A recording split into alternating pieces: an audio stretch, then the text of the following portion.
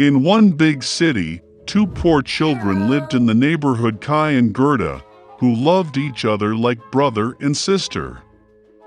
Parents allowed them to walk to each other on the roof to visit and sit on a bench under the roses.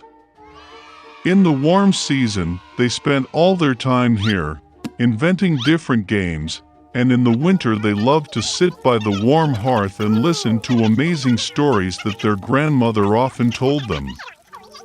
Once, when the children were looking at a picture book, Kai felt something prick him in the eye and heart. These were the fragments of the mirror of the powerful lady, the Snow Queen. Since then, the boy's behavior has changed dramatically. He became angry, rude, and cruel. One day, Kai went tobogganing and never returned. When Gerta found out about Kai's disappearance, she cried for a long time. But she was sure that Kai was alive, so she decided to go in search of him. For a long time, Gerta walked through the forests, through the fields, and then she came across a wonderful house, buried in flowers. The hostess came out to her. It was an old sorceress in a large straw hat. The old woman really liked Gerta, and therefore she bewitched the poor girl and left her with her forever. Gerta forgot about the purpose of her journey and spent a lot of time playing in the wonderful garden of the hospitable hostess. Once she accidentally saw a rose and remembered Kai, and immediately waking up from the magic, went on the road. On the way, Gerta met a big smart raven. He told the girl that he knew a princess who was about to get married, and her fiancé looked very much like Kai. The raven agreed to take Gerta to him. Once in the palace, Gerta managed to see the future prince. Unfortunately, it was not Kai. The princess, having heard the sad story of the girl, presented her with a golden carriage with a coachman and servants, as well as shoes, a muff, and a wonderful dress. And Gerta hit the road. In the dark forest, the sparkling carriage immediately caught the eye of the robbers, who immediately attacked it.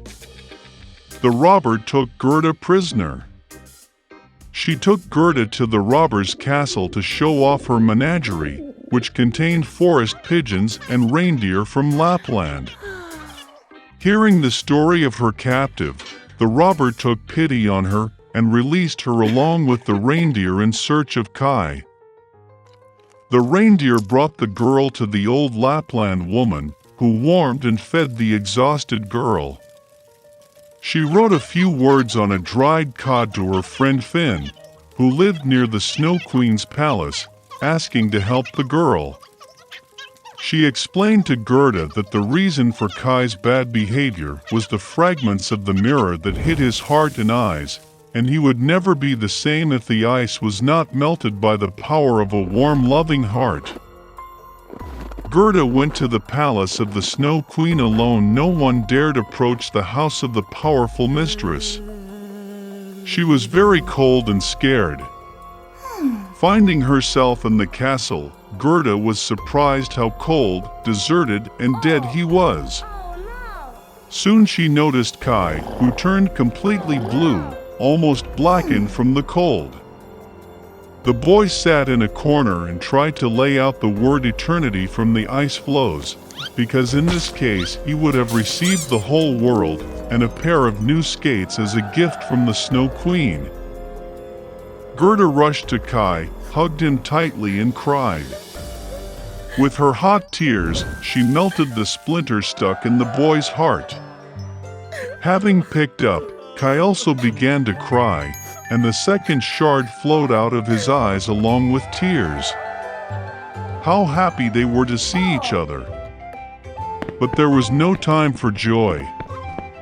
They had to get out of the ice palace before the Snow Queen returned. When Kai and Gerta finally got out of the kingdom of the Snow Queen, they hurried home. On the way back, they met all the friends who helped Gerta in her search. At home, their favorite blooming roses were waiting for them, and everything that happened was soon forgotten by them, like a heavy dream. On Christmas Eve, Fritz and Mary were looking forward to unpacking their presents. Suddenly, there was a knock at the door. It was their uncle with a bunch of gifts in his hands. The children were very happy to see him. Then they began to unpack the presents. Mary got fancy dolls, toy dishes, and a beautiful silk dress. Fritz also got what he wanted, a magnificent horse and a mouse king. Mary noticed that there was a soldier under the tree. It was the Nutcracker, designed to neatly crunch hard nuts. The girl really liked it. But Fritz said it was his gift and tried to take it from his sister. The children stretched the Nutcracker so far that they tore his arm off. The broken toy became unnecessary for the boy. Mary was very upset and burst into tears. But my uncle was able to repair the soldier. The girl was happy and hugged him gently. The day was very busy, so she soon got tired and fell asleep right under the tree. During her sleep, Mary heard strange sounds. They were like mouse fuss. The girl opened her eyes.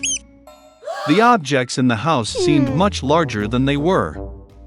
And the tree under which she fell asleep became absolutely gigantic. Mary realized that it was not the objects that had increased, but that she had decreased. Suddenly, the Mouse King with his army appeared before the eyes of the astonished girl. Mary was very frightened and wanted to run away. But the giant mice stopped her. And then a miracle happened. The Nutcracker jumped to his feet and grabbed the girl. They instantly climbed the tree to the bookshelf, and along it got to Fritz's toys. There was a whole collection of tin soldiers. The Nutcracker called for help. The soldiers immediately jumped to their feet and ran after him. The Nutcracker took command of the army, and the soldiers began to fight the army of the Mouse King. The battle between toys and mice was fierce. But unfortunately, there were too many mice, and the Nutcracker army began to suffer defeat. Mary saw this and ran out of her hiding place. She threw her shoe at the Mouse King and hit him right in the head, and he fell to the floor unconscious. The rest of the mice realized that the battle was lost and ran away in all directions. Mary ran to the Nutcracker, but he lay unconscious, as he was badly wounded by the Mouse King. The girl thought that he was dead, and began to cry bitterly. And suddenly, a beautiful fairy appeared behind Mary. She decided to help the girl. With a wave of her wand, she revived the Nutcracker. With a second wave of her wand, the fairy turned the soldier into a handsome prince. Mary and Nutcracker looked at each other with loving eyes and could not take their eyes off. With a wave of her wand for the third time, the fairy took the couple in love to the kingdom of sweets. The trees there were made of candy, and the flowers were made of marmalade. It was a wonderful place. Mary closed her eyes for a second in pleasure. And suddenly, she heard the voice of her mother, who called her by name. Opening her eyes, the girl saw her mother, who looked at her in confusion. Mary also could not understand what was happening. The girl told about her wonderful journey, but her mother only smiled sweetly. Then Mary saw the pewter Nutcracker in her arms. And then she realized that she had slept under the tree all night, and everything that happened to her was just a vivid dream. A few years later, the nephew of their godfather came to visit Mary and Fritz. As soon as he entered the house, the girl almost fell to the floor in surprise. The boy looked like the Nutcracker as 2 drops of water. He also liked Mary at first sight. After some time, they got married, and lived no worse than in the magic kingdom of sweets.